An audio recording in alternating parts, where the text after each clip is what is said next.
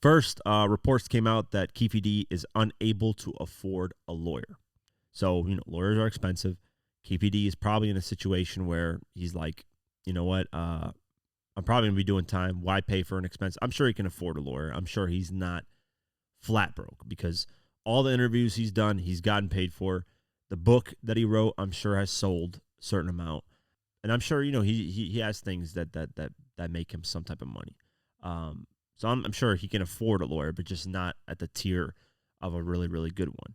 And at that point, it's like, do you want to spend the money? Because what if you get locked up for a while? Like, your family's going to need that money. So is it worth spending that money on a lawyer and burning through all the cash, hoping that you can be a free man at the age of whatever he is, versus just letting your family have the money and just getting a free one? So that's kind of where I think he's at it with this situation. But let's go over the article. Keefe, the man charged with Tupac's murder, will reportedly not have a high-powered lawyer in his corner in the high-profile case, but will instead be represented by a public defender. Attorney Ross Goodman confirmed to the Las Vegas Review-Journal on Wednesday, November 1st, that the former Southside Compton Crip has yet to secure legal representation despite his arraignment looming. Goodman, the son of Las Vegas Mayor Carolyn Goodman and former Mayor Oscar Goodman, represented Keefe during a brief court hearing in Clark County, Nevada on October 19th, but had not been officially hired as his lawyer. In an emailed statement, Goodman confirmed that he is not representing Davis, revealing that the 60-year-old was not able to meet the terms of the agreement. Another attorney had not been listed for Davis in his court records as of Wednesday.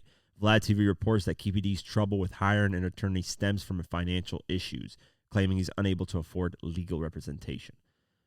E.D. Fowle, a Los Angeles-based attorney who has long represented Keefe, said he expects a judge to appoint a representative from the Clark County Special Public Defender's Office to represent Davis. Fowle was supposed to represent Keefe during his initial planned arraignment on October 4th, but was unable to attend. Fowle told reporters at the time that he had been tasked with helping Davis retain counsel in this case.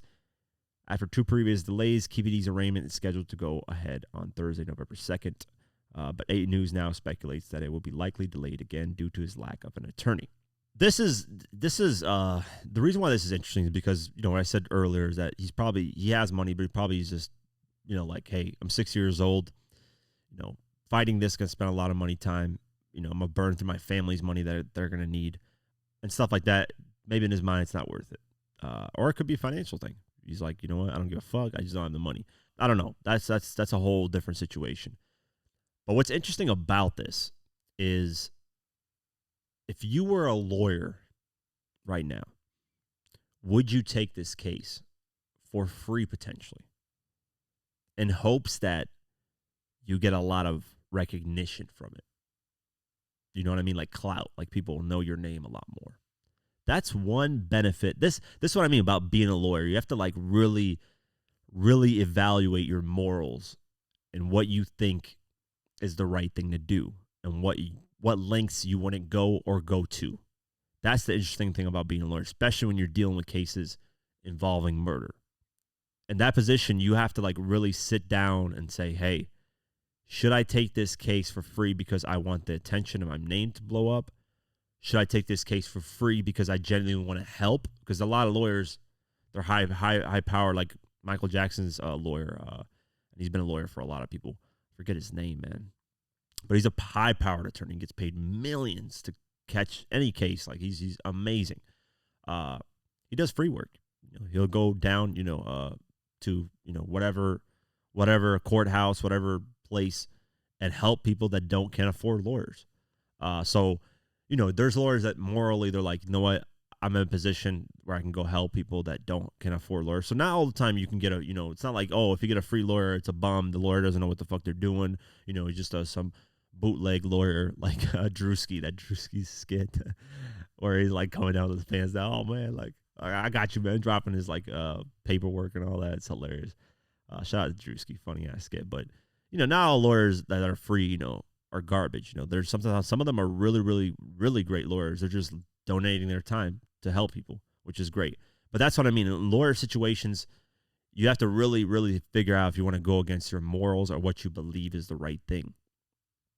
Now, granted, let's just say the O.J. Simpson, thing. The ones that defended him, it's like, they wholeheartedly believe OJ didn't do it. The ones that prosecuted him felt like he did it. Now, as the years gone on, people still think he did it. So, those lawyers believed he didn't do it. Johnny Cochran and all these other lawyers that were there. Rob Kardashian, I think it was Rob Kardashian. What's his name? He got cancer, the original Kardashian that got cancer and died. There's a lot of self-questioning when it comes to lawyer work. That's why I never wanted to get involved in it. I was, my parents like, oh, go to school, go to college, do this, and I was like, man, becoming a lawyer would be really cool because I like debating, as you can tell on the podcast. I like debating. I like to present cases, but it was the moral aspect of it was really, really, I felt like that would have stressed me out way too much. Like, should I take this case, and do I wholeheartedly believe this person's innocent? And you can be a lawyer for different things that are less serious. I know that. I understand that. But, murder cases would be a lot more interesting to me. Even though I hate watching bloody, gory stuff, I'm not a fan of, like, seeing. What's weird? Like, sometimes in movies, I can watch bloody, gory things. But then if it's real life, it's just like, I don't want to see the video. And I retweeted one video of, like, a baby's. I'm not even going to say it because it's just nasty. It's just sad, honestly. It almost made me puke. But about the war that's going on, you guys know what I'm talking about. Yeah, man. So that's the only thing about being a murder lawyer, like more dealing with murder cases, that I want to be able to handle is the gory stuff because you got to see all the, if somebody gets killed, I'm sure they got photos of somebody's head blown off. Like that's nasty to me. I can't, I have a weak stomach when it comes to that type of stuff. I'm already shaking just thinking about it. But yeah, we'll keep our eye on this, and then there's updates obviously that happen after that.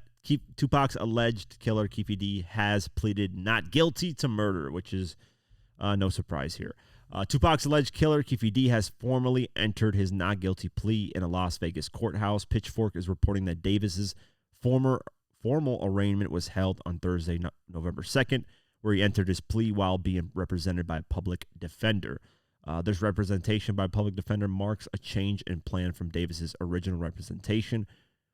When hotshot Las Vegas attorney Ross Goodman was set to represent him. However, according to the outlet, Davis and Goodman parted ways when they couldn't reach an agreement on terms of payment. And now Davis is claiming that he can't afford a lawyer. Davis is now being represented by Robert Ario and Charles Cano from the public defender's office. During the brief time that he represented Keefe D, Goodman said that the state's case was weak and that his client wasn't a man who was going to run away if given a chance.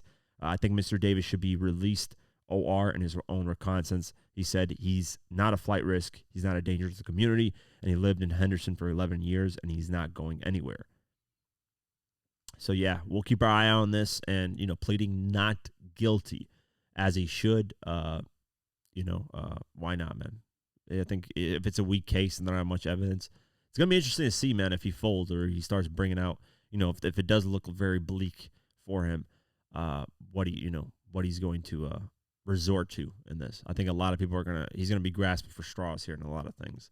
And Suge Knight's not going to be helping the situation out. He's got his own podcast for a reason. He's over here running his mouth already on the podcast about things. So, claiming, Akon did this to a little underage girl, and Akon's like, this guy's lost his mind. I'll pray for him because he's clearly looking for clout. And he mentions like Tupac didn't like Warren G, and then Warren G's like, what the hell is he talking about? So Suge Knight's just rambling on about any way he can get like in the headlines he's doing. So yeah, we'll keep our eye on this and see if there's any updates relating to Keefe D and the Tupac case. Very interesting overall.